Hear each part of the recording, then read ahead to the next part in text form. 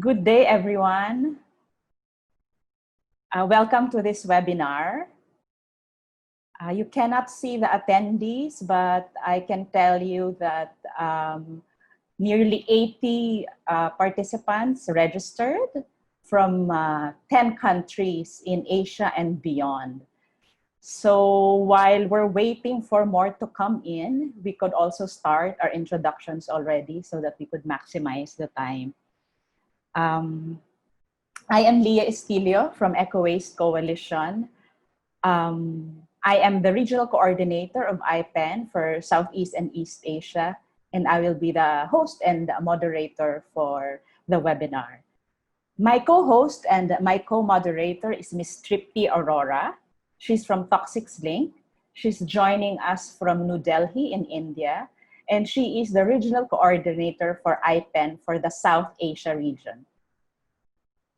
Hi everyone, good morning.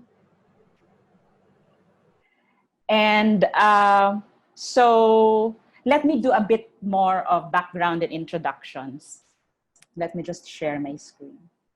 So Detox is the virtual platform of IPEN member NGOs in Southeast and East Asia to discuss various toxics and waste issues.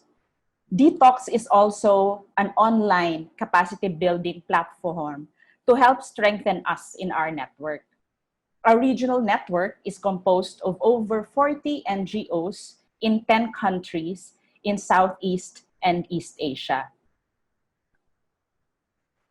This webinar, however, is co-organized with IPEN South Asia. IPEN South Asia is, as a regional network, is composed of over 60 NGOs in 6 countries.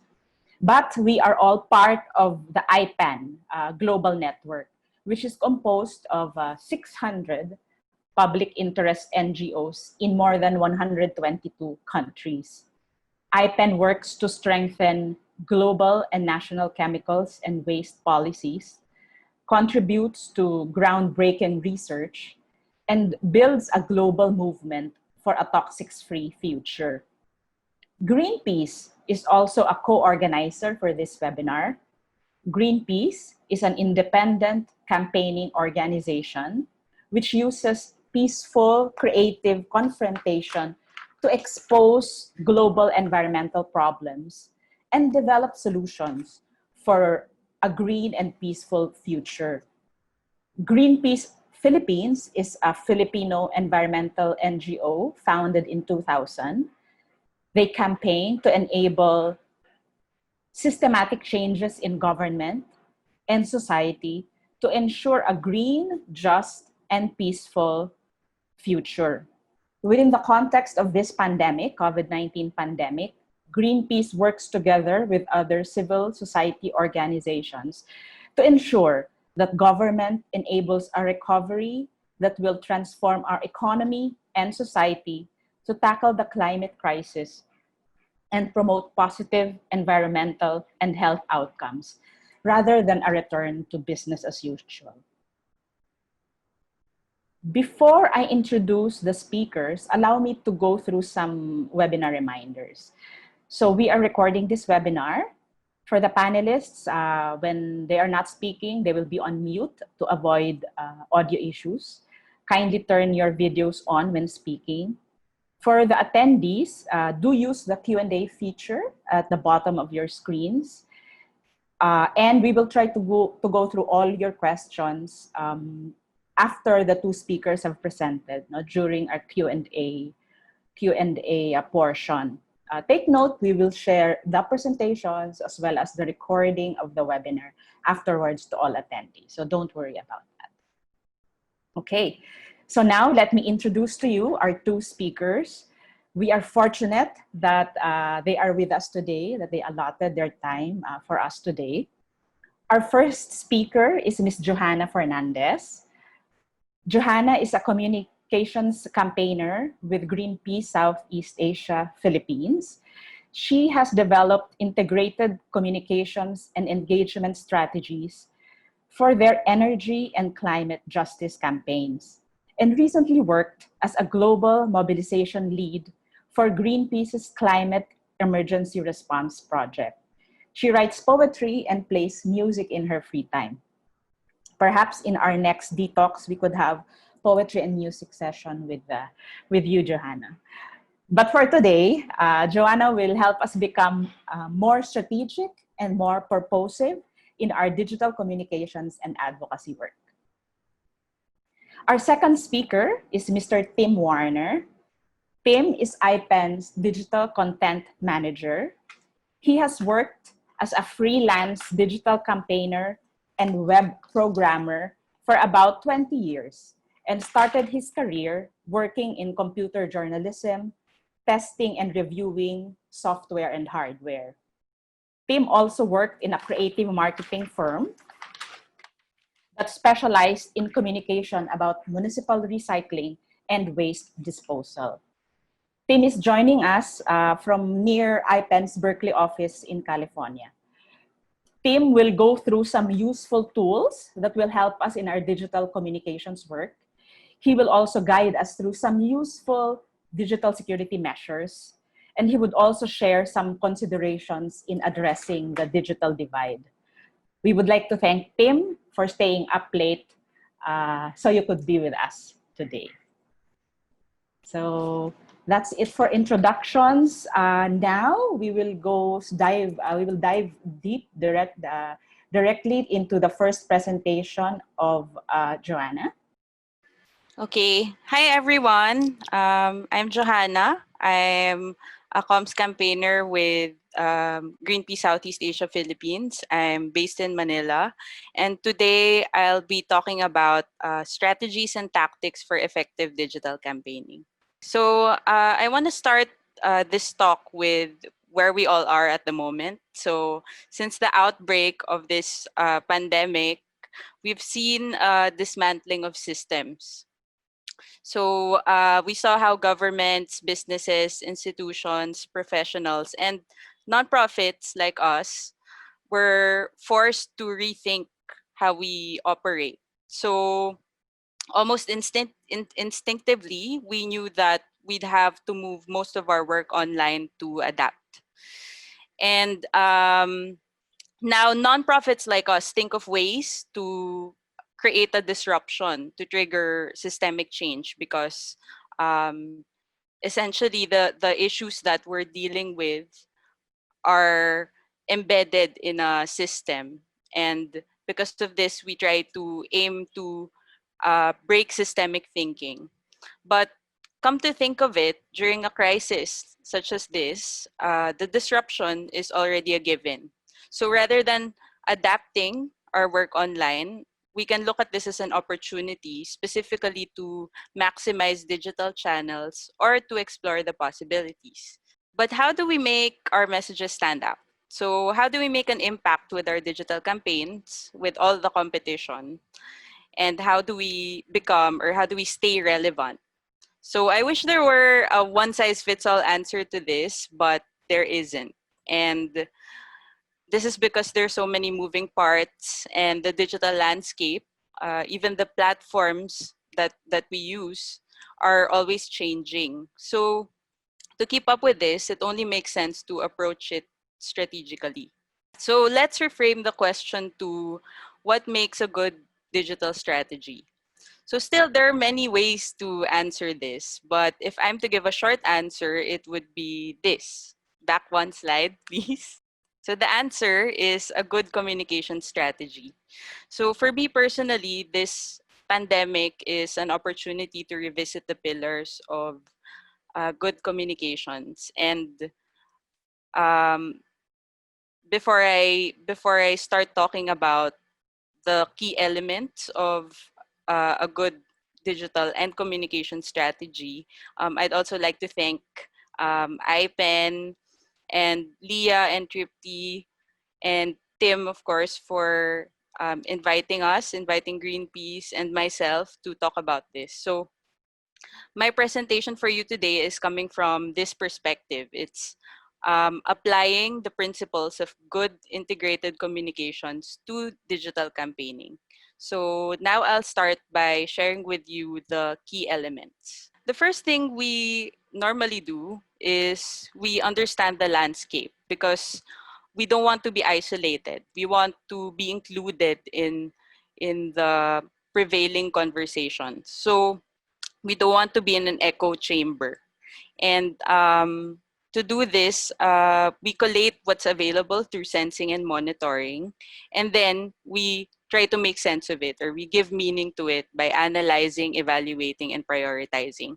The first bullet is actually related to the first two O's in the OODA loop. So the OODA loop, I'm sure some of you may be familiar with this. It's observe, orient, decide, and act.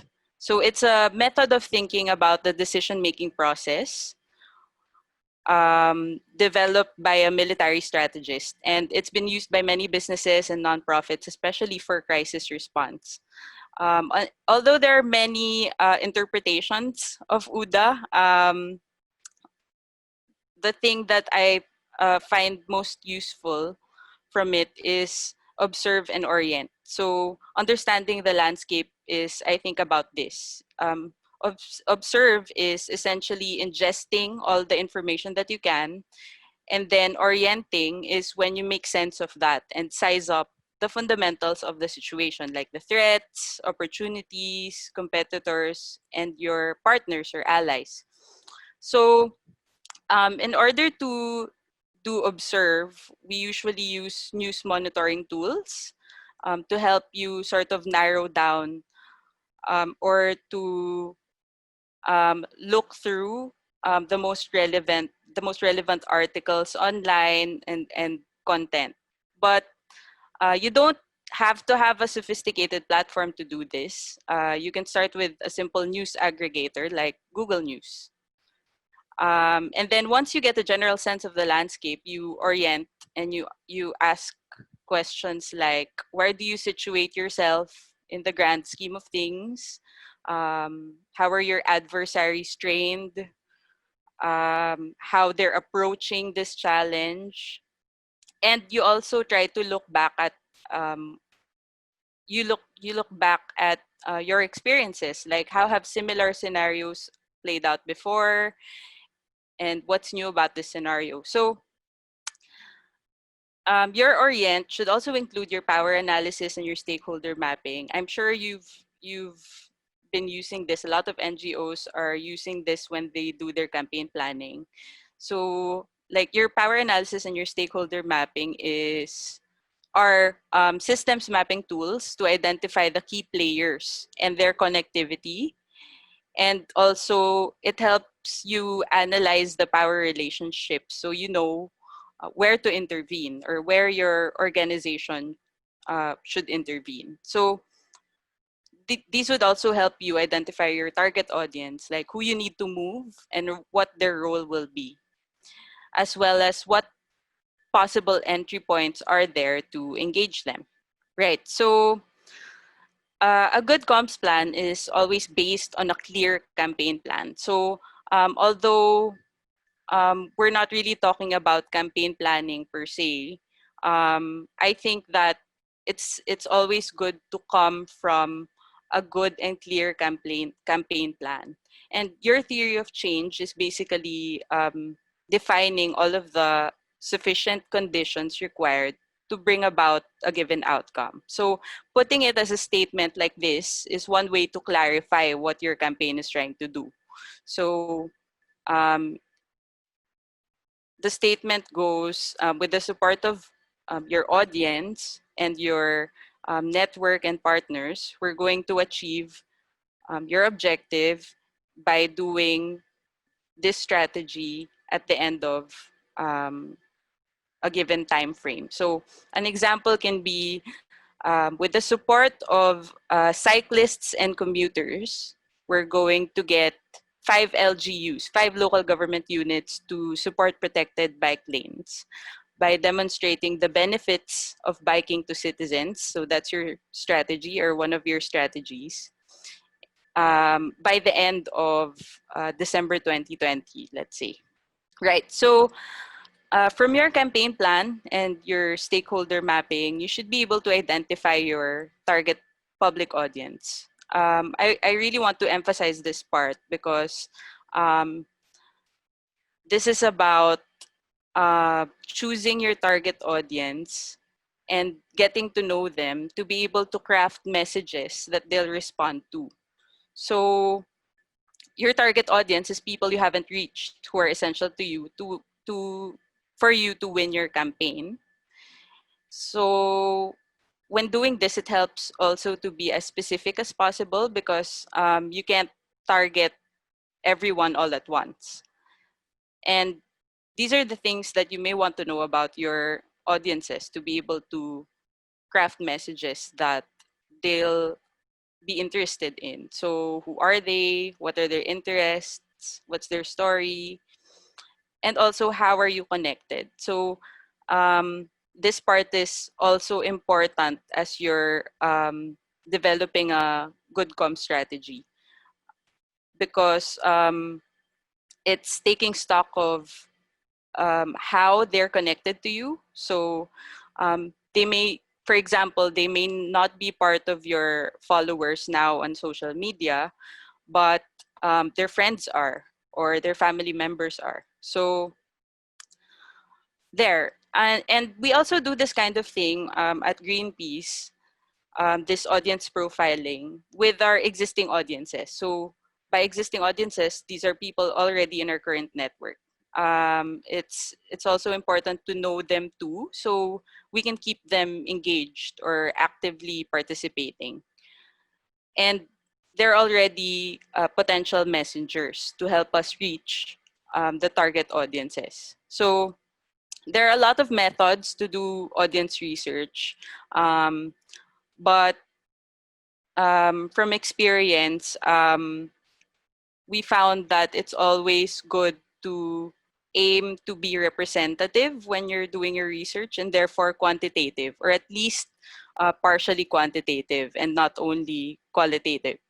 And what's good is your audience research is something that you can build over time. So you don't have to do all of your audience research, all of your extensive research methods at the start of your campaign. You can learn more about them as your campaign unfolds. After which you consider your resources. So these should all be considered: time, budget, your manpower, your channels, and your network, because they set the parameters for your plan. So for instance, if you want to mobilize people around a key political moment that's happening in a month, for example, then it wouldn't be practical to plan content that would take longer than that to produce. So, and then your budget would also have implications on, for example, how much you can spend on paid testing or other kinds of social media ads.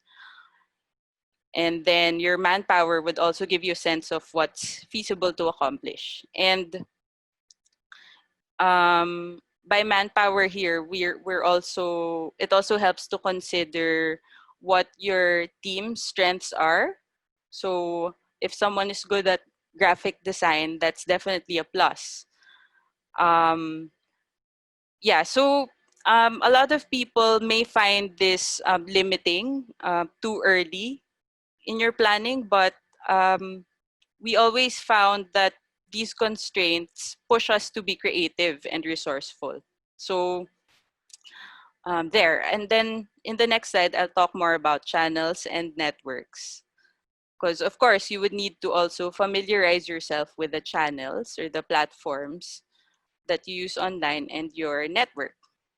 Yeah, so this photo is super old. It's from the people who trained me on digital campaigning like 8 years ago. So shout out to Chuck and Jenny if you're watching. I still use it when giving social media 101 talks because it illustrates a good point. Social media allows us to tell a story in different ways. So how we do this is we have a story and then we package it differently for each channel, keeping in mind what people use them for. So for example, for Twitter, it's I'm eating a donut, because usually you post on Twitter for things as they're happening.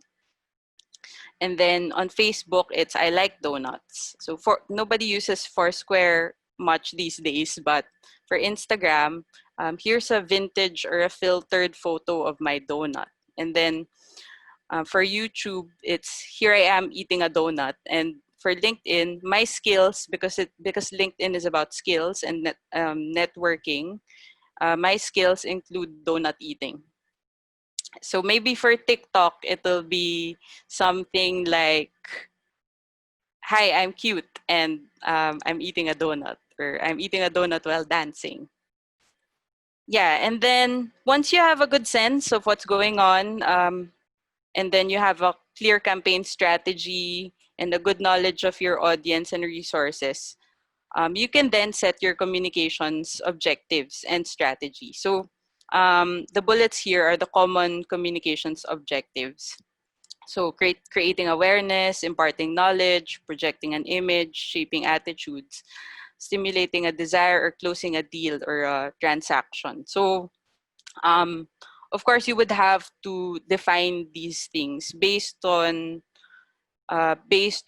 your campaign strategy. Yeah, so for example, projecting an image, an objective can be we want to project Greenpeace as a credible voice on mobility.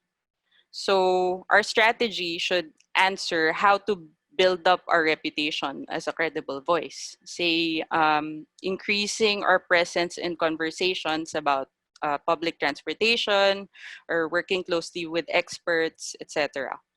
Right. So, and then after that, you translate your comm strategies to tactics. So your tactics should always align with your strategy. So to define the two, strategy is the logical argument that positions you with an advantage or that helps you reach your goal, while your tactics are the specific actions you'll take to fulfill the strategy and succeed. So for example, our strategy is amplifying the voices of vulnerable sectors to communicate the urgency of the climate crisis. Um, One of the tactics can be create a mini documentary series for social media featuring interviews of community partners. So you can have as many tactics as you want, but they should always be aligned with your strategy. And then you develop your content plan. So this is an example, and these are just some examples of outputs that you can do per channel. So even though we're all attuned to social media, our strategy must always encompass all forms of media that are available to us. So this is how we define integrated communication. So to do this and to make sure that your outputs on different channels are all building on each other, it helps to have a narrative. So it's a narrative is your narrative is your story, and each piece of content should help communicate that overarching narrative. So it helps to have that for your campaign to be cohesive and for all of your outputs to be supporting each other. Yeah, and finally, you establish systems and practices. So by systems and practices, I mean your working structure, um, your editorial calendar,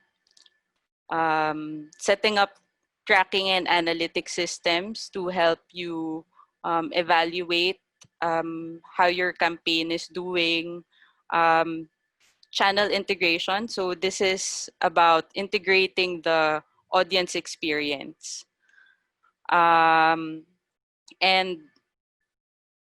also your engagement journey and community management. So yeah, your engagement journey is your design of the series of your audience's encounters or interactions with the campaign. So for example, your first engagement with the target audience whom you've profiled is she likes a post. Her second engagement is following the page. And then her third engagement is signing up for your campaign, or signing up on your petition page, and so on. So, and these are for tracking and analytics, these are some of the social media metrics to track. So if you want to measure engagement or their active participation, you look at their likes, comments, retweets, shares, clicks, mentions, and ERR, especially for looking at patterns or for evaluating the impact that you're making, that your digital campaign is making. So ERR is engagement rate by reach. Um, it's the metric that it's one of the metrics that we use at Greenpeace, because since the algorithm of social media channels are different and they're always changing, um, we want it would be unfair for us to measure our engagement rate um, without taking into consideration the number of people who see them. So it's not guaranteed that all of your followers will be able to see your post. So how we do that so that we're also fair with ourselves when we assess how we're doing is we consider the engagement rate over the reach. So if you want to measure awareness, if that's part of your comms objectives, then you look at impressions and your reach. And then some of the other metrics that organizations use are share of voice. So that's the amount of conversation that your brand owns with your target audience compared to your competitors. We don't use this much, but yeah, there are some orgs and businesses who use it. And then there's ROI, that's return of investment, but in digital terms, it's referring to social referral traffic or conversions. So conversions are, for example, you post on Facebook, and then you share there a link to your petition page. Um, your conversion is the action that, or how many people have taken action from Facebook, or how many people have signed the petition who came from Facebook. So yeah. Okay, so now I want to share with you some examples of effective digital campaigns. So this is part of the campaign against coal in Indonesia last year. So if there are some attendees here from Indonesia, you may have heard of it. Yeah, so the centerpiece of this campaign is a documentary that our colleagues in Greenpeace Indonesia produced in partnership with an independent documentary maker. So documentary showed that coal corruption is deeply rooted in both main political parties and identifying key players on both sides. So much of the content came from the coal corruption report that Greenpeace Indonesia released at the end of the previous year. And it was released in the week leading up to the election, and it got 18 million views in YouTube in 1 week. So this was surprising to all of us because before this, we always thought that shorter videos are better. But after this, we saw the value of longer format videos. And I use this as an example because there was a multitude of factors here that the team used to their advantage, like the timing. So it was before the elections. And then as part of their strategy, they collaborated with creative and community partners. So they did a movie screening roadshow offline in 12 coal power plant related spots. And then for this, they also engaged celebrities and YouTubers with millions of followers. as well as experts, activists, mothers, professionals, students, and many others that most of whom are already in their network. So it also makes sense in terms of audiences and tactics, because from a brand awareness survey previously, it showed that among the top concerns for Indonesians are corruption, bribery, and issues related to politics. So even though I'm not um, that involved in this campaign, or in fact, I wasn't involved at all, um, it was really one of the examples of effective campaigns for us, because um, it used, or it made the most of several factors, and including the timing and their knowledge of their audience, etc. This was from our climate emergency R push last year. So this was ahead of the climate strike, the big climate strike last year, last September. And one of our comms objectives was to raise audiences' understanding of the responsibility that big polluters or fossil fuel companies have in creating the climate crisis and negatively impacting the everyday lives of Filipinos. So um, when we launched this, we asked people to raise the alarm for the climate emergency on September 20. And for this, we set up an online petition, another page where they could take action. We had online ads. Um, we had a Facebook event page, and then we scheduled live broadcasts, and we planned for a social media video for the culminating activity. And we also had emails to supporters, or we also planned emails to our existing supporters. So as part of this push and the story we want to tell, community representatives staged lone protests in front of a fossil fuel company's headquarters here in Manila. And to cover this event, we had a live blog, live tweets, posts, and yeah, it's also the first time that we used live broadcasts, like Facebook Live, extensively. And um, the photo on the left is one of our tweets that went viral. So um, yeah, it doesn't always turn out the way you want, or going viral isn't something that we expect.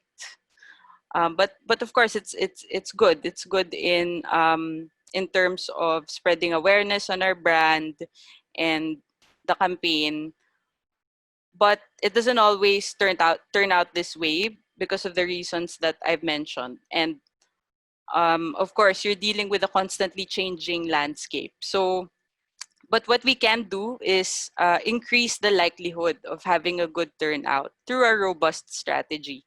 So, um, yeah, there's always no guarantee that you'll go viral. So it's definitely um, not in our objectives when we roll out communications um, plans.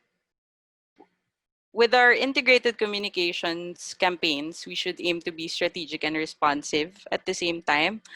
Um, and integrated communication strategies are about listening, continuous learning, flexibility, engagement, and maximizing what you have, like your tools and your networks. So at the end of the day, there's not one formula, because a set of tools or practices that works well in one context might not be as effective in another. So the things that I showed you um, are about having a robust strategy, and this is how we can ensure or that we're making our messages stand out, and that we're reaching the people that we want to reach. That's the end of my presentation. I think we'll have the question and answer after Tim's presentation. Thank you so much, Johanna, for your quick but at the same time comprehensive presentation, and for emphasizing that that our digital campaigning work is not just about, you know, composing one post or just a specific activity, but it comes from a more strategic planning, no? Communications planning. So thank you for going through with us the steps to doing this, to making a robust strategic communications plan. I'm sure that our attendees, our participants have been triggered by your presentation. So for our participants, just keep typing your questions in our Q&A box, and we will try to cover as much of your questions as possible later. Okay, so thank you again, Johanna, and we will hear more from you later. At this point, we will call on Tim to start his presentation. Thank you, Leah. Thank you very much to Johanna for a great presentation. I always like doing things like this and learning myself, so it was really good to see those things going on. Just a quick thanks to Leah and Tripti and this whole thing, and the regional hubs doing this for all of you and on behalf of the Secretariat, so I'm really pleased about that. Social media is obviously really important. It's a really important part of people's communication strategy, and it's becoming ever more important. Traditional journalism is really where I started, and it's not gone away entirely, but as you all undoubtedly know, it's something that's been changing a lot. There's been a huge consolidation in journalism, and even journalists themselves are often using social media in order to get reads for their stories. So it's really becoming a critical part of everyone's strategy. I'm actually pretty new to not to social media, but to being in charge of something having to do with social media. My background is primarily technical and in design. As Leah said, I started out as a freelancer for IPEN and doing a lot of print and websites and so forth. And now I'm basically taking on a new role, which is to try to help develop a more broad content strategy for IPEN, including revamping the website, bringing it into the modern era, incorporating social media, and so on. So I'm undoubtedly going to talk to many of you over the next months and years about how to do that better for IPEN, and certainly we're learning as much as we can. So anybody who has information to share with me, hopefully it'll be a communication between the whole group. So today I'm just hoping to provide a few ideas and share what I know about things. As Johanna said, the field changes very rapidly. You know, Facebook is not even that old. It's only been around for about 14 years. TikTok has only been around 3. And you know, recently TikTok was banned in India. So it's like, you might develop a content strategy that's for one particular platform and then find that your platform has been completely stripped out from under you. So it's important to have a diverse knowledge base, good strategies, to have lots and lots of digital content strategy goals that will be able to be flexible and those kinds of things. But for no matter what, the most important thing about, even though I'm going to go into a lot of technical bits, I think the key takeaway from everything is that the people themselves, whether you're on Instagram or Facebook or Twitter or whatever, are all looking to learn as much as they can about what's going on, with the goal of helping to change the world to make it a better place. And so that's always going to be there. And so what Johanna said about, knowing your audience is an incredibly important part. So I'll go with that. I'll go ahead and start. So I'm going to talk a little bit about tools and security. It's a big topic, so I will do my best to be brief, but we'll see. I'm going to talk first a little bit about I'm mostly focused here on tools. I'm not going to talk about necessarily how to do any of these pieces. I'll talk a little bit about photography, but so we'll start with some tools for helping with preparing your messages. Then we'll go into some of the platforms, and I'll talk a little bit about communicating your campaign. And then we'll go back to sort of basics about security. Throughout, I'll be talking a little bit about various specific security issues that maybe have come up, or they might come up in the message in the question and answer at the end. And then finally, I'll end with a few considerations for trying to address the digital divide and the fact that not everyone has broadband or 5G. I've already spoken about some of the caveats, and the caveats of this presentation are going to be many. Many of the tools that we're talking about here are actually only available in certain places in the world. So that depends on many technical factors, but one of the key ones is that the big platforms, Facebook, Twitter, and so forth, roll out their new tools in a very strategic way, and they'll go into Europe, or they'll go into Australia, or they'll go into wherever to sort of beta test before they roll out to the world in general. So there are lots and lots of regional considerations. Also, a lot of the tools that I'm going to talk about have they're paid platforms, but most of what I'm going to talk about here are things where there's at least a free tier. So the goal here is to try to give you things that you don't have to spend $1,000 a year or more on some particular tool. Another one is that language support may be mixed. Everything is in English, of course, but many of the platforms attempt to have some sort of automatic language support. And that's increasing, as you've probably all seen. So with the rise of AI over the next 5 or 10 years, there may be things like automatic translation that happen in a lot of these tools. Then, of course, like I said at the very beginning, a lot of these tools will be gone in 5 years. Others will emerge. There'll be barriers changing all the time. The features are going to change, and security considerations are going to be changing constantly.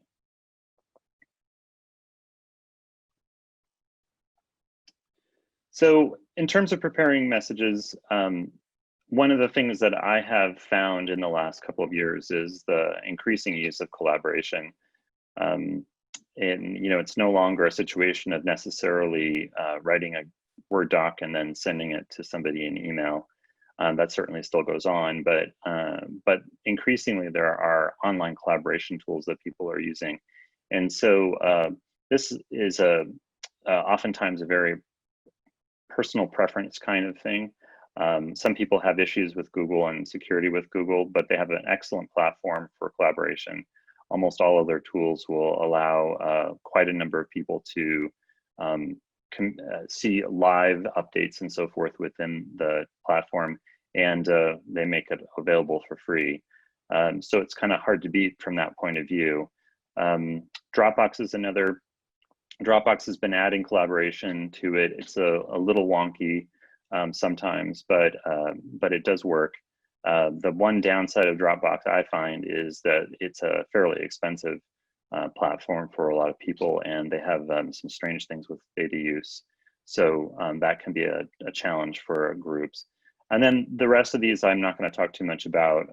Teams, Office, Yammer, and SharePoint are all things that Microsoft has come out with, and they're good platforms, but they really, first of all, they require some sort of commitment to them.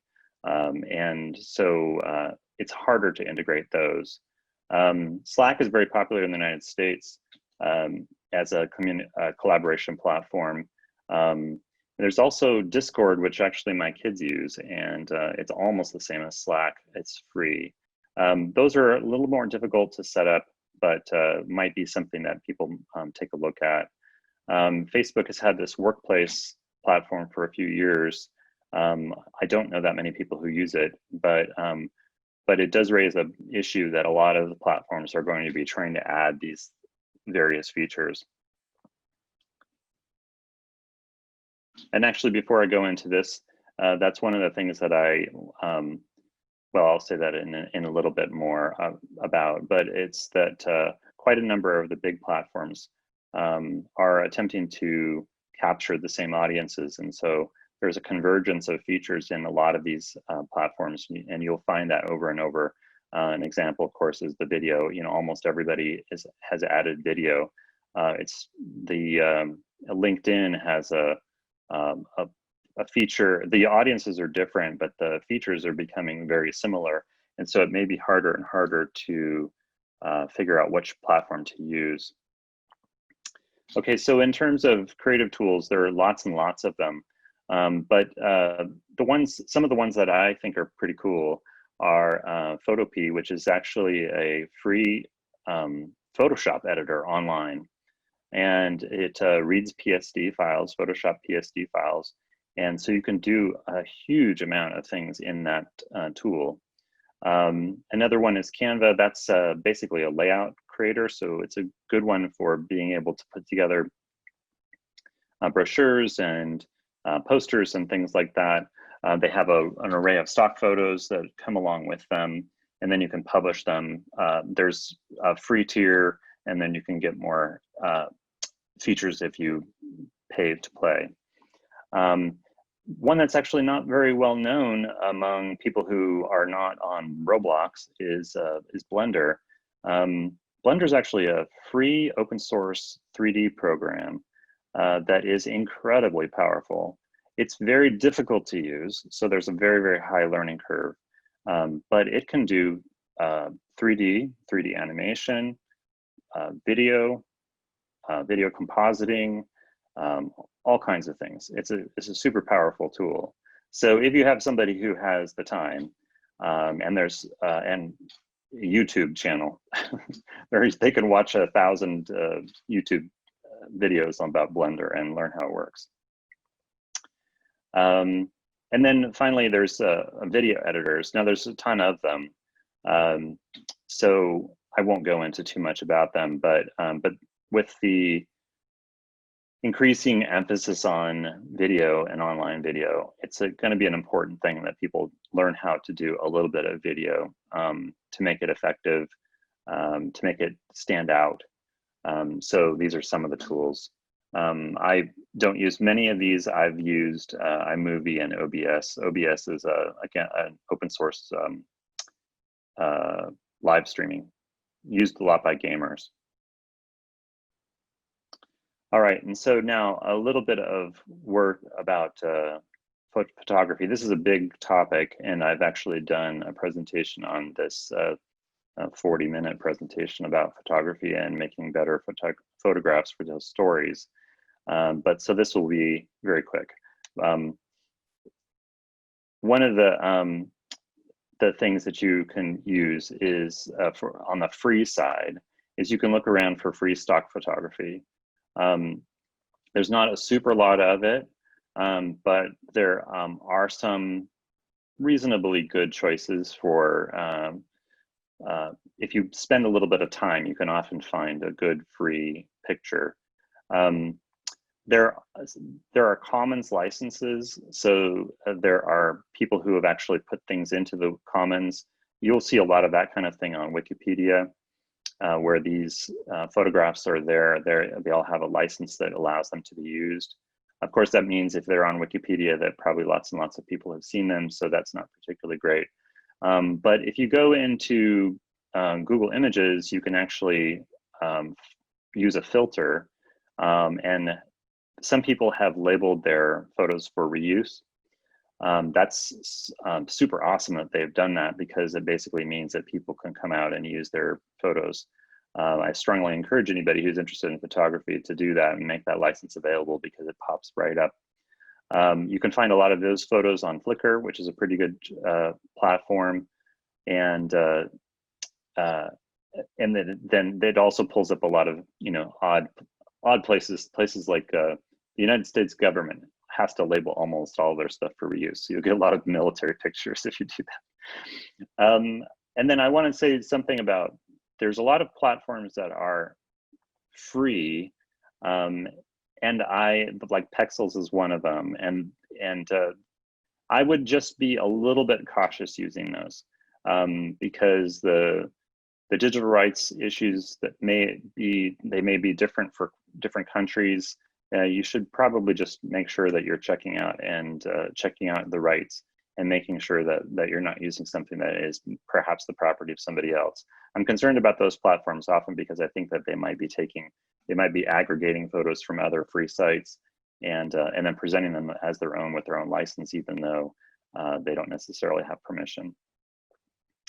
The licensing in general, there are oftentimes licenses that are available that will let you use them for editorial use, or if you modify them.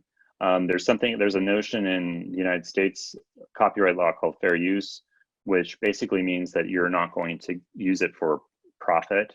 And so laws like that might exist in other countries. It's a very nice way that journalists are able to use a lot of photography and photographing public figures and so forth, because it's considered a reasonable use that benefits the public. And then one of the things I mentioned Canva earlier about in-app stock media, that's becoming increasingly popular. I would just caution that you want to make sure that the rights are, again, available, and that you can use them for your particular use. So in terms of going to the next slides, though, I always think that the best thing you can do for photography is to take your own pictures, because your pictures tell your story. Stock photography is very easily seen as stock photography. You can sometimes find a perfect photo there, but if you can get somebody who has a good photographic eye and can go and take pictures on behalf of your organization, that's the best thing to do. So with that, I'll talk a little bit about how to do that. So this is the vast field of photography in 3 slides. So these are 2 pictures that were taken by Ikutan in Indonesia, and they are actually pretty good examples of telling the story. I won't talk too much about it, but basically we are all familiar with the issue of plastics being dumped on smaller countries from the United States, Australia, England, and other places, especially after China turned away its waste. So these 2 pictures tell that story pretty quickly. The young woman holding the American flag with 2 Coca-Cola and Pepsi bottle right there.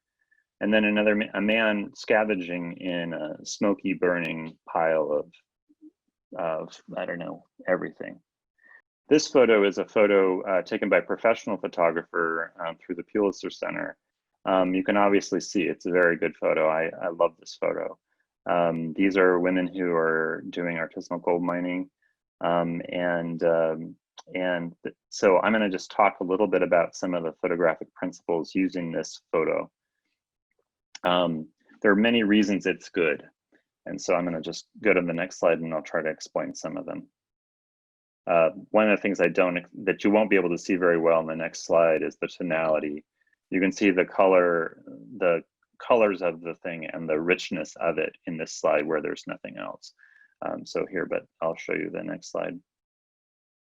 Okay, so here, the red lines represent a concept called the rule of thirds, which many people are aware of now, in part because their cell phones will allow the rule of thirds to be shown on the screen. If you don't know how to do that, take a few minutes this afternoon to learn how turn on the grid on your phone because it's a very useful thing for framing and composing pictures. The principle of the rule of thirds is that you want to have your primary subject on the corners of the thirds. I don't know if people can see my arrow, but you want things to be on the corners here or on these vertical or horizontal lines. So you can see in this case, the woman in the foreground is basically on the vertical line on the left. The woman in the midground is on the vertical line on the right. And their heads are roughly at the point at the top vertical horizontal line. And on the right side of the frame, you can see something having to do with balance. Actually, you can see the balance on both places. On the left, you can see I've put a little highlight, a yellow highlight on the sky and a little yellow on the water. And you can see that the photographer has framed this picture or cropped the picture so that there's a balance between these different elements. On the right side, there's a balance between the various women and also a rhythm to it where you see, you know, descending, sort of getting smaller and smaller as the people go into the distance. Now this is oftentimes it's just a happy accident, but people who have a good eye and take lots of pictures can make these accidents happen. And undoubtedly the photographer who took this picture knew what he was doing and was doing most of this deliberately. All right, so a little bit more about communicating the campaign. So obviously we are all familiar with Zoom. Zoom is a huge and wonderful platform. People have adopted it like crazy. I've often wondered why they have, because it went from being a relatively unknown thing in my community to being something that people are doing all the time, every day. I think that's because of the superiority of their video platform and the fact that they've made it available for free for at least for large markets. And so it's got lots and lots of features and so forth. I expect very much, though, that we're going to see an increase in competition between from the other platforms. Google has been pushing hard to get people to use their Meet platform. There are lots of other platforms that do video. Most, like Skype and others, don't have the throughput that Zoom has, but I would be thinking that people, having seen what has happened during the COVID-19 pandemic, I think there'll be a lot more video platforms. There are actually literally 100 different platforms, and I listed a few. The main thing between Zoom, Meet, and Skype and some of these others is they have you're not required to buy a big plan for actually doing a lot of your work. But like WebEx from Cisco is a professional platform. So Johanna was talking about your campaigns and conversions, and of course a lot of people want to convert their customers or their people into regular people, and newsletters are a huge part of doing that. I've seen this happening a lot in the last couple of years, both from nonprofit groups, but also from corporate groups.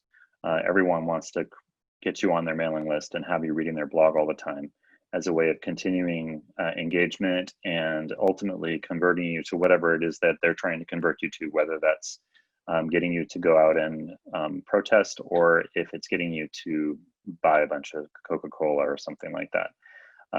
So MailChimp is a really wonderful platform because it's pretty easy to use. It's actually very feature rich. It's got a free platform, a free tier for smaller organizations, which is where I've mostly used it. You can have up to, I think it is now 2,000 users on your platform, and then a certain number of messages per month before they ask you to pay. MailChimp is also one of the least expensive one, least expensive platforms. Campaigner, Constant Contact, Eye Contact, these are popular ones, but they're significantly more expensive and have a business focus. So MailChimp is fun, and I would suggest if you're looking for a newsletter to consider it.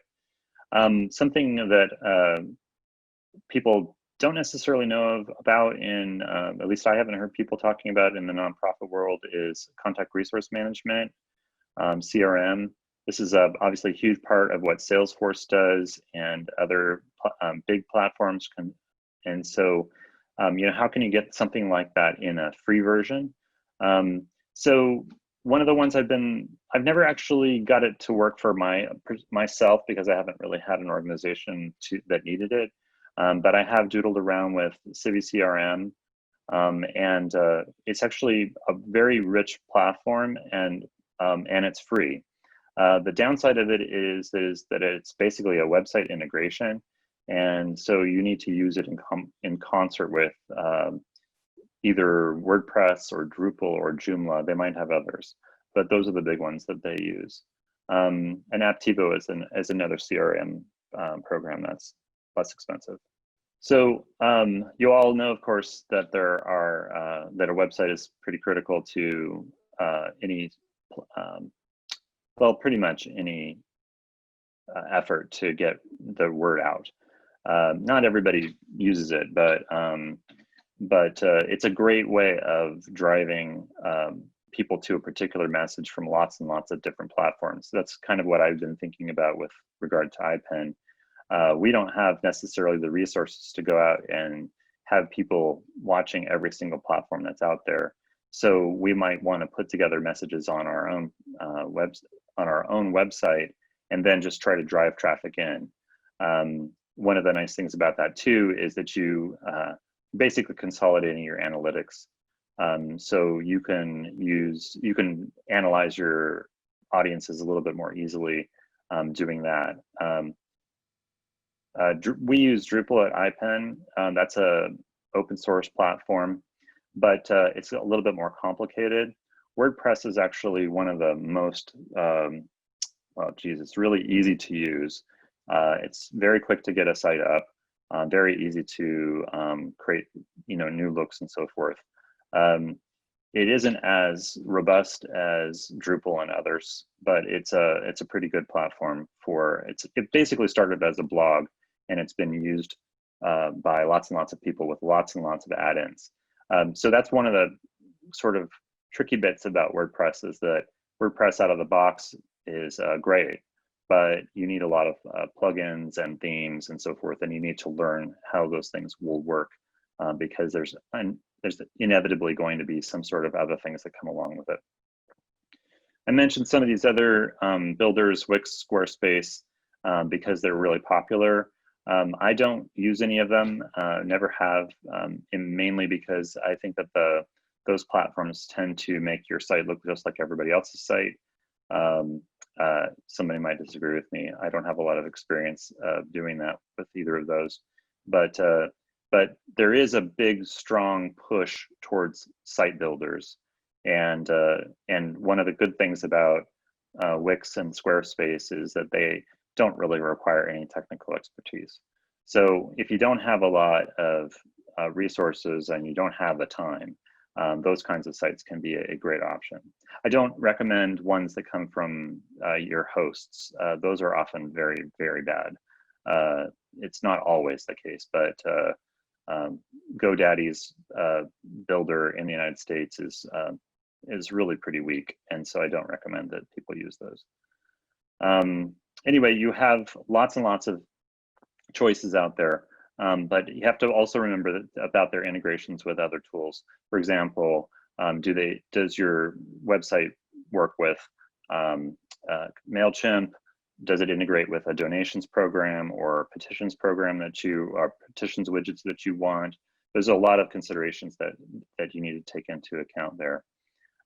Very, very quickly, SEO, you might have seen this out there. What SEO is search engine optimization. There's a lot of misinformation about SEO that's really like 20 years old, not 20, 15 years old. about how things work. I largely tell people when I'm talking about SEO to not worry a great deal about it, because if you're doing good work, if you're very active on your platform, if you're updating your content all the time, SEO kind of will take care of itself to some degree. You want to make sure that you have your website is using some SEO tools, metadata tools that will allow your content to be discovered by the search engines. But you know, going in there and crafting individual SEO messages, it's a lot of time. Most of the people I know who do it have dedicated staffs who that's all they do, and so I'm not sure that it's necessarily a worthwhile pursuit. All right. I'll just very quickly say with this that you know, everybody knows all of these platforms to some degree. There is, like I said earlier, there's a big convergence of the feature sets on all these platforms. So I think it's really important to look at and see where your audience is. And I know this depends on different places in the world. So when you're doing your strategy, figure out where your people are and what platform they're using, especially if you have limited resources. And if you're dealing with lots and lots of platforms, you can consider tools. Twitter and Facebook both allow you to do scheduled posts. But if you do a lot of campaigns, you might consider using something like Buffer, which allows you to do lots and lots of scheduling, and you can get analytics and so forth in the tool. There is a free tier for that. Okay, very quickly. This is just a little overview of security. This is really going back to the basics. There's lots and lots of points of attack for a bad actor. Can attack just about every part of your home, your internet, or your data center. This is an example of a distributed denial of service attack, which is a very common one, where malware gets into your system. It compromises some part of your home operating system or your office operating unit system, and then basically zombies your computer to do, along with millions of other computers, attacks on some government or website or something. Most of the big outages you hear of, Sony, Amazon, YouTube, are done through DDoS attacks. Ransomware attacks, same idea. They can get control of your operating system. So if you have good basic security, you can limit a lot of these kinds of things. I strongly recommend people research any kind of tools they're using for security, especially if they're coming, when I say lower profile, I mean tools that you haven't really heard of that are really mainstream. Make sure you keep your operating system up to date and your software up to date. Enable firewalls, password security. I'm going to go into a little bit more detail if I have time on these things. So password security, this is very important. Screenshot this, because one of the main ways that people get into systems, you can talk about security all day long, but people get in through passwords and weak passwords. So these are some ideas about what you should do as best practices. 2FA is two-factor authentication. Also, I don't recommend people let browsers store important passwords. It's fine for something where you are only going to be there and you're not going to use it. You're not going to put your credit card information or any biometric information in there. But strongly recommend that you use a password database. I use 1Password. LastPass is another option. There's a few.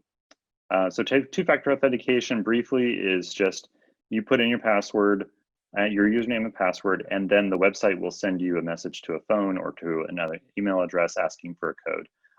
Imagine that all of you have experienced this at one point or another. Most banks in the United States are using this as a kind of standard way of business.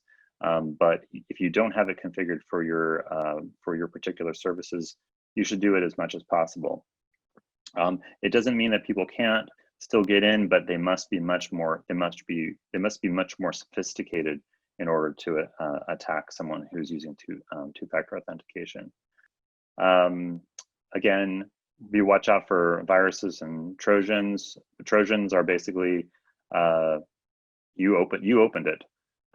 They looked like something real that you thought was going to be a great website or a great application, and you let loose something on your computer. So I recommend people not download software from untrusted sources. I don't click links in emails. I don't load images by default because that is a way that people track by using bugs.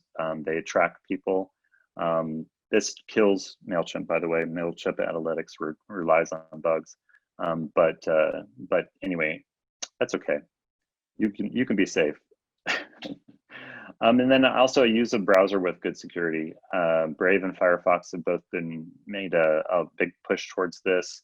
Chrome is relatively secure, except that Google's looking at everything you do. And you can also use different search engines. DuckDuckGo is another one that is not tracking. And then when you're browsing the internet, make sure that you're always using an encrypted connection. HTTPS, which gives you the lock icon, is vital. Especially if you're sending anything that's sensitive. You should do the same thing for your email program. There will be a TLS option in your settings, and that'll allow you to use encrypted connections. You can do end-to-end encryption within a lot of the applications. Skype, iMessage, and Signal all do this. Skype requires you to go into a special place to do it, but normal chats do actually have some encryption. They just don't have really strong encryption. And then also consider encrypting your storage and your backups so that your backups aren't, when they're stolen, are not open. And then backup. This is it may seem silly to be in a thing on security, but one of the main issues in security is data security. And actually several people that I know who've been taken over by ransomware went to their backups to basically reinstall. So back your systems up. Storage is cheap, data recovery is not. You can use a schedule, you can store off-site. You can also do a physical backup on-site with an off-site backup copy, and use cloud-based things like Backblaze or Carbonite. And then always test. And then really very, very quickly, I'm going so quickly now, but if you really need to hide or hide some particular connection, you can use some of these ideas. The Tor network is basically a way of obscuring connections, IP connections. And so it's a way of masking connections within the systems. These are actually things that are used a lot on the dark web. So I would, I mention them with the caution that if there are ISPs who are looking for suspicious behavior, using some of these things will raise your profile. VPNs versus virtual private networks, they're a good way of creating secure tunnels through other things. And I strongly recommend that if you're ever in public using a Wi-Fi connection in public, that you not send anything over it without using a VPN or something like that. And also watch out for VPNs because you want to make sure they're from a trusted source. There's lots and lots of people out there who have VPNs who are actually just trying to steal your stuff. All right, I won't go into much of the rest, except to say that network security is important at all levels. Your phone, your computer, your doorbell, your car, whatever. It's becoming increasingly important at all levels. Okay, very, very quickly. It's a little hard to know always, but in certain places you can, in certain places there are bandwidth issues. And if you know that you have an audience in those particular places, consider using, consider your strategy to use the bandwidth where the bandwidth will be the least. You might not do a big video push with an audience who can only download, in the kilobytes. So consider that. Always make sure that your website is mobile. Surprisingly, actually, there's a lot of sites that haven't upgraded to mobile IPENS is in the process of doing that, so don't be too critical of me. But it's something that people should be considering, especially in places in Africa and parts of Asia where mobile is really the king.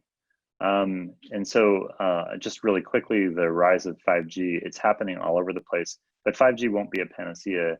It will allow high-speed connections, but probably only in urban areas. However, people like Tesla and Elon Musk are trying to, and Amazon and Blue Sky, they're all trying to create global Wi-Fi networks with satellites. And so that's going to be an area that changes a lot in the next 10 years. Remember that platforms don't provide features in all markets. It's unfortunate that English is the lingua franca, but you should make sure that all your content is in English if you're going to multiple into multiple communities and you don't know that your audiences are specific. And then just briefly, the effect that artificial intelligence is going to have on communities, because AI is coming on very strong. And as Johanna talked a little bit about, the social platforms and so forth, where the algorithms that are pushing people's networks together, these are all controlled by these algorithms are basically artificial intelligences now. And so that's going to mean that some communities are pushed together and some are pushed apart. And so it's something that people will have to take into consideration.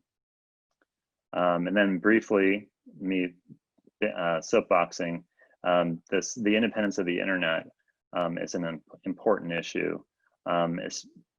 It's going to vary by government and country, but we've all heard stories about areas where this isn't the case.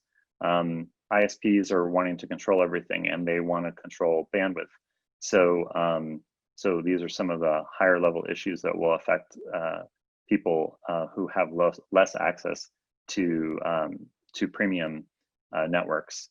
There are some people who use zero rating, basically a channel that guarantees that they will not be throttled, but that's got some controversy as well.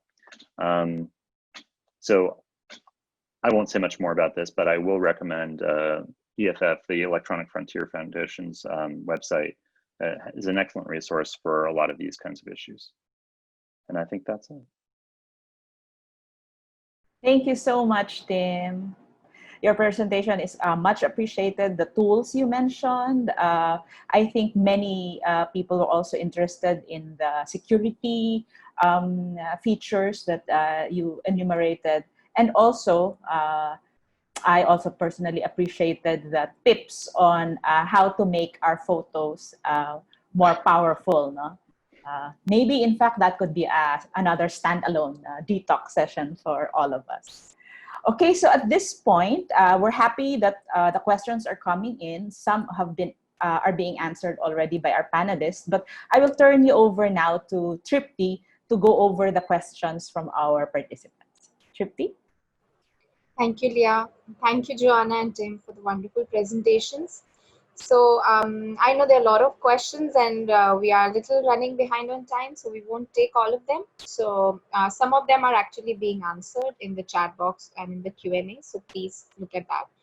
So I will take 2 or 3 questions. So first one is a question from Manny. So the question is that considering the limited resources, human, financial and technical, that are available to most NGOs, what quick advice do you have for resource-challenged groups wishing to do more digital campaigning and mobilization amid the coronavirus pandemic?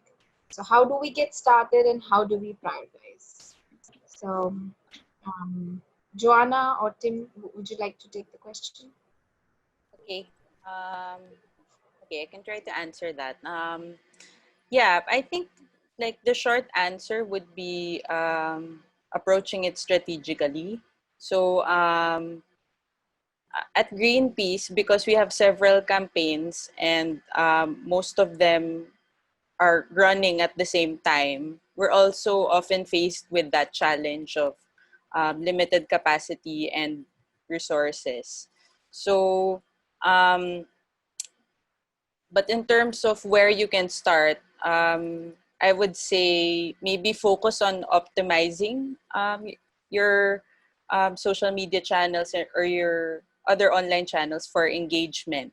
Meaning, you're setting up your channels so that they're connected and they're helping you build and sustain relationships. So I think that's the most important part rather than just um, like planning for one post or planning for several number of posts. Like your objective should always be like building and sustaining these relationships so that you're building your audience, you're building your network, you're growing it, and you're reaching more people. So like one of the first things is you want to um, make sure that your channels are connected. So how we do this, like for example, is we put our website link on all of our social media profiles. Um, because first of all, you have to be reachable. Um, you have to be approachable for your audience. And then another way is you setting up a sign up mechanism, as I think Tim mentioned earlier. It also helps so that you can keep talking to them via email. So, but that's just one way. You can also put out content encouraging people to participate. Like, so we often have, for example, at Greenpeace, we often have posts that are um, framed as questions so that people will comment. So yeah, it's about keeping the conversation going, and a big part of this is listening and knowing your audience. And I also like what Tim mentioned earlier about knowing where they are and starting with that. So because there are so many channels, I think a practical um, way is to um, get clear on who you want to reach. And then, for example, if we're targeting the youth, most of them are less active on Facebook now and more active on Instagram and Twitter. And um, you'd want to focus on these channels, focus on building these channels first or prioritizing them. So yeah, and also you'd also want to have the bare minimum covered, like some of the general and universal best practices would be to have regular posts. um, yeah, I think um, that's one. Like we see to it that we're posting daily, so that because the more you post, it's like the more chances of winning, so to speak. So the more chances of engaging existing and new audiences. So yeah, I hope that helps. Thank you. Thank you, Thank you. Johanna. So I have one more question. So that is, COVID has limited our communication channels almost exclusively, putting the whole bulk of it in digital means. However, especially for third world countries, internet and other connection services are still inaccessible. So how should we navigate our communication campaign given this very real limitation? So I think that is a question, although asked by one, I think it's a concern with a lot of NGOs right now. So would you like to answer? Yeah, that's a tough one, isn't it? If you are relying for your communications on the internet and there is no internet, what do you do?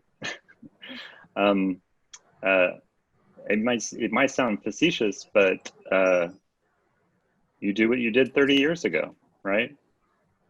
Before the internet was a big thing. I mean, there are lots of other technologies people have used, and we've seen them in my community.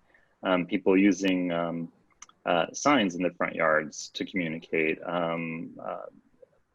sharing messages, calling people on the phone, which although that's harder to do too, because everybody we don't have a landline anymore. But you know, those kinds of things are still options for people.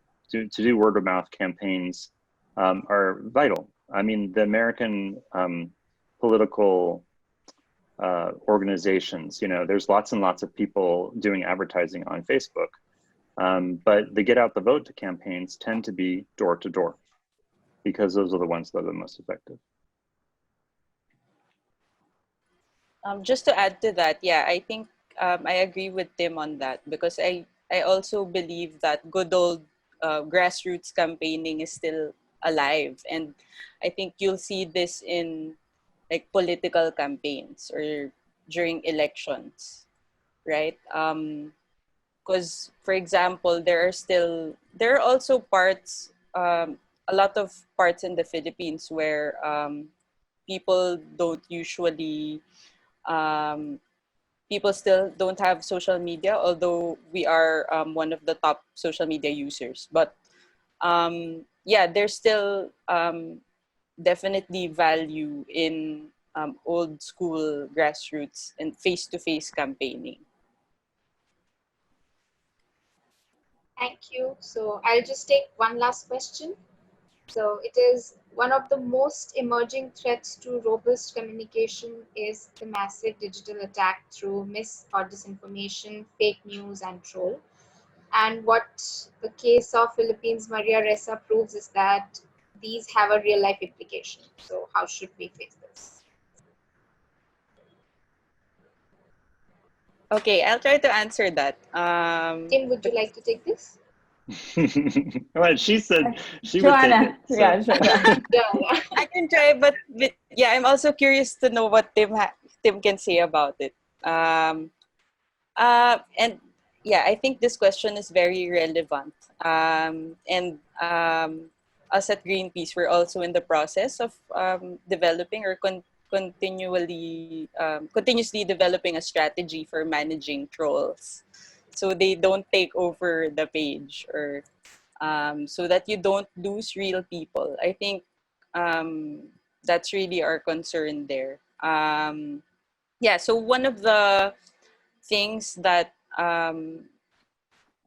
we've started doing is agreeing or reviewing our protocols, like when we should hide an offensive comment and when we reply, because you can't reply to all of them, especially when there are hundreds of comments in a matter of minutes. It's crazy. Yeah, but and I think we always try to take a proactive approach, like in the case of misinformation. Like if misinformation is abound, we can also treat this as an opportunity to correct misinformation. So for instance, we can come up with creative content to spread correct or expert validated content. It can be part of your content plan, and definitely you will always have like-minded individuals who would be willing to share it. Yeah. Over. Thank Yeah, you. I don't know that there's a great technical solution for that yet. And it's arguable that the technical solutions that might exist might be themselves suspicious, because artificial intelligence is a double-edged sword. So, but I will say that, like, I mean, first of all, I think that oftentimes you can trust the community, if you have a good community, to do a lot of that correction for you. I think you can start with if your story is very, very good and simple and tight at the very beginning, it's a lot harder for people to take issue with it. They may dissemble, they may add in other things and so on. But you know, the content strategy of your organization, if you're sending out messages regularly and consistently over a long period of time, and you've made yourself a trusted source, then people will know that's a troll. There's some other issues like Twitter bombing and so on that those are problematic. And those can sometimes be accidental. I don't know if people are aware of in Asia about the Black Lives Matter movement in the United States, but there were some inadvertent things that happened when people started using the hashtags, where all of a sudden, you know, the voice of the community was completely overwhelmed by nothing. There was a Blackout Tuesday a few weeks ago, and all of a sudden, millions of people put black screens on. So it was effective in the sense of making a point, but it also obscured all the legitimate messages of the people who had been communicating in that channel, essentially wiping it all out. So people now then were like, please go out and delete your Instagram posts, you know, so that people can see the conversation that's going on. So that's a harder one to manage. I think that maybe the strategy needs to include some smart use of hashtags to help, you know, split up your messages so that you can, you know, so that if one starts to get kind of overwhelmed, that you can kind of pivot to another one, and that you kind of keep a few hashtags maybe in reserve for things that are a little bit less, you know, don't put the same things into every campaign, because you're basically diluting your own message. Thank you, Tim. Thank you, Johanna. So I think we will just end the session here, and I would just like to take a minute to wrap up. And it was just great to have this important presentation from both Johanna and Tim, and I think it resolved a lot of queries that our NGOs were having. So I think the most important parts that I could see was how Johanna talked about developing the strategy and how you can just utilize all the social media platforms and other platforms to, you know, boost your work and to just keep, you know, bring it out there. I think that's one thing that I felt a lot of NGOs were questioning. And Tim, I think you spent a lot of time on how we can use the tools of communication and how you have talked about security. I think some peers have also dropped in questions about security related and digital divide issue. So yeah, I think that's all, and I'm so glad that you guys were able to be with us, and thank you for taking our time. And if there are any questions, anyone, you can always reach out to me, Leah, Tim, or Johanna, and we'll be happy to answer your questions. And we'll also be sharing the recording and everything with you soon. So thank you. Would you like to say anything, Leah? Any last words, Tim and Johanna? Just thank you very much for the opportunity to talk. I know there was a lot to cover in a short time, and hopefully there'll be more in-depth things on specific issues. Right. Thank you. Yeah. Thank you also very much, Johanna and Tim, and everyone for attending. We hope you found it useful. And we promise to get back to you on the recording and on the copy of the presentations. But meanwhile, do take care, everyone. Keep safe and keep healthy and strong in this pandemic. See you in the next detox session. Goodbye. Bye. Bye. Bye, Tripti. Bye. Bye. Thank you.